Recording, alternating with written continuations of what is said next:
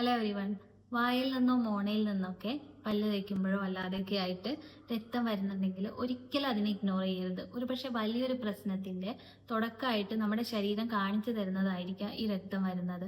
അതുകൊണ്ട് തന്നെ ഇങ്ങനെ ഈ രക്തം വരുന്നതിനെ അവഗണിച്ചു കഴിഞ്ഞാൽ നിങ്ങൾക്ക് പല്ല് വരെ നഷ്ടപ്പെടാൻ വരെയുള്ള സാധ്യതകളുണ്ട്. എന്തൊക്കെ കാരണങ്ങൾ കൊണ്ടാണ് ഈ ബ്ലീഡിങ് വരുന്നതെന്നും വീട്ടിൽ വെച്ചിട്ട് നിങ്ങൾക്ക് എന്തൊക്കെ ചെയ്യാൻ പറ്റുമെന്നും അതുപോലെ ഏത് സ്റ്റേജിൽ എത്തിക്കഴിഞ്ഞാലാണ് ഡോക്ടറെ കാണിക്കേണ്ടതെന്നൊക്കെ നമുക്ക് പരിശോധിക്കാം. ആദ്യമായിട്ട് എന്തൊക്കെയാണ് ബ്ലീഡിങ് വരാനുള്ള കാരണങ്ങൾ പലതാണ്. എന്നാലും കുറച്ച് കാരണങ്ങൾ ഞാൻ ലിസ്റ്റ് ഔട്ട് ചെയ്ത് തരാം. പല്ലിൻ്റെയും മോണേൻ്റെയും ഒക്കെ ഇടയിലായിട്ട് പ്ലാക്ക് കാൽക്കുലസ്, ഇത്തിള് പോലെ അല്ലെങ്കിൽ ക്ലാവ് എന്നൊക്കെ പറയും, അങ്ങനെ അടിഞ്ഞു കൂടി കിടക്കുന്നുണ്ടെങ്കിൽ രക്തം വരാം. 2 വൈറ്റമിൻ സിയുടെ കുറവുണ്ടെങ്കിൽ രക്തം വരാം. 3 ലുക്കീമിയ പോലെയുള്ള ക്യാൻസർ കണ്ടീഷനിൽ രക്തം വരാം. 4-മതായിട്ട് സ്ഥിരമായി പുകവലിക്കുന്ന ഒരാളാണെങ്കിൽ അവരിൽ തുടക്കത്തിൽ കണ്ടുവരില്ല, കുറച്ച് കഴിഞ്ഞാൽ രക്തം വരാറുണ്ട്.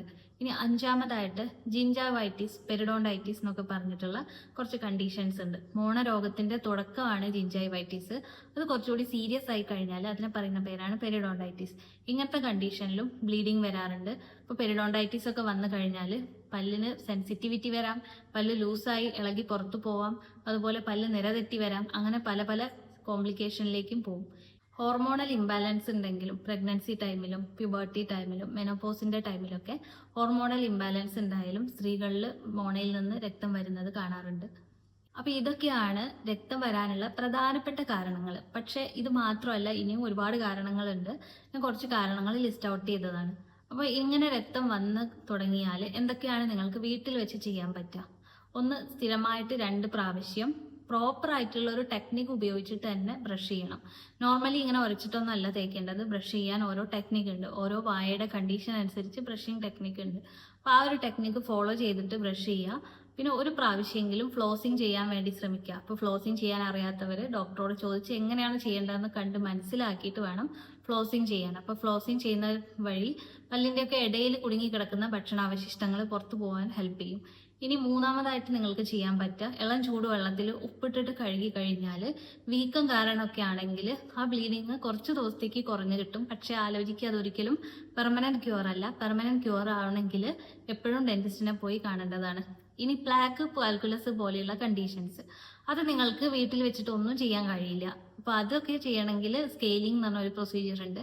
ആ പ്രൊസീജിയർ വഴി മാത്രമേ ഉള്ളൂ അത് മാറി കിട്ടുള്ളൂ. ഇനി അടുത്തൊരു കണ്ടീഷൻ വൈറ്റമിൻ സിയുടെ കുറവ്. അപ്പോൾ വൈറ്റമിൻ സിയുടെ സപ്ലിമെന്റിന് എടുക്കുന്നതിന് പകരം അതിൻ്റെ വൈറ്റമിൻ സി റിച്ച് ആയിട്ടുള്ള ഭക്ഷണങ്ങൾ കഴിക്കാൻ പ്രത്യേകം ശ്രദ്ധിക്കുക. ഇപ്പോൾ പുളിയുള്ള ആഹാരങ്ങളിൽ നെല്ലിക്ക, നാരങ്ങ, കിവി അങ്ങനെയുള്ള ഫ്രൂട്ട്സിലൊക്കെ വൈറ്റമിൻ സി ധാരാളമായിട്ട് അടങ്ങിയിട്ടുണ്ട്.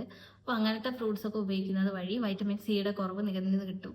ഇനി അടുത്തൊരു കണ്ടീഷൻ സ്മോക്കിംഗ് ആണ്. അപ്പോൾ സ്മോക്കിംഗ് ഒക്കെ സ്ഥിരമായിട്ട് ചെയ്യുന്ന ആൾ അത് ഒഴിവാക്കുക. അത് ഒഴിവാക്കുന്നതോടുകൂടി തന്നെ ഈ ബ്ലീഡിങ് നിൽക്കും. പിന്നെ ഒരു സ്കെയിലിംഗ് ഒക്കെ ചെയ്ത് എന്തൊക്കെ പ്രശ്നങ്ങൾ മോണേൻ്റെ ഉള്ളിലുണ്ടെങ്കിൽ അതൊക്കെ മാറ്റിയെടുക്കുക. ഇനി അഡ്വാൻസ് ആയിട്ട് പെരിഡോണ്ടൈറ്റിസ് ഒക്കെ വന്നു കഴിഞ്ഞാൽ ഫ്ലാപ്പ് സർജറി പോലെയുള്ള സ്റ്റേജുകൾ ചെയ്യേണ്ടി വരും. അപ്പോൾ ഈ ഫ്ലാപ്പ് സർജറി ഒക്കെ ചെയ്ത് കഴിഞ്ഞാൽ ഈ മോണരോഗങ്ങൾ മാറാൻ പറ്റും. ഇനി എപ്പോഴാണ് ഡോക്ടറെ പോയി കാണേണ്ടത്? അപ്പോൾ ബ്ലീഡിങ് വർഷത്തിൽ 1 പ്രാവശ്യമൊക്കെയാണ് വരുന്നത് വെച്ചാൽ അത് തീർച്ചയായും നോർമലാണ്. അപ്പം നിങ്ങൾ എന്തെങ്കിലും ബ്രഷ് ചെയ്ത രീതിയിലൊക്കെ ഉള്ള പ്രശ്നം കൊണ്ടായിരിക്കാം. എന്നാൽ തുടർച്ചയായിട്ട് ഒരാഴ്ചയിൽ കൂടുതൽ ഇങ്ങനെ ബ്ലീഡിങ് കണ്ടുവരുന്നുണ്ടെങ്കിൽ തീർച്ചയായിട്ടും എത്രയും പെട്ടെന്ന് തന്നെ ഡോക്ടറെ അടുത്ത് എത്തണം. അങ്ങനെ എന്താണ് കാരണം എന്ന് ഐഡന്റിഫൈ ചെയ്തിട്ട് അതിനനുസരിച്ചുള്ള ചികിത്സ തേടേണ്ടതാണ്. ഐ ഹോപ്പ് ഈ വീഡിയോ നിങ്ങൾക്ക് യൂസ്ഫുൾ ആയിരിക്കും. യൂസ്ഫുൾ ആയിട്ടുണ്ടെങ്കിൽ എൻ്റെ ചാനൽ സബ്സ്ക്രൈബ് ചെയ്യുക. And thanks for watching.